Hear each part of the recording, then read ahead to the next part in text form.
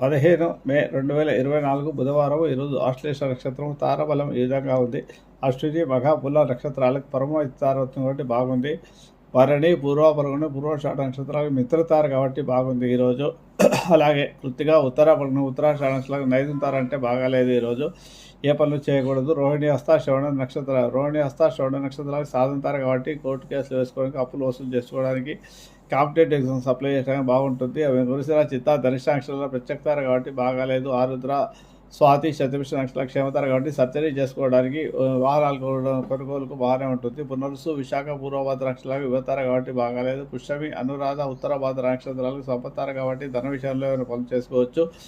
ఆశ్లేష జ్యేష్ఠ రేవతి నక్షత్రాలకు జన్మతార అవుతుంది కాబట్టి బాగాలేదు. ఇవి ఈరోజు తారాబలం ఉండే నక్షత్రాలు.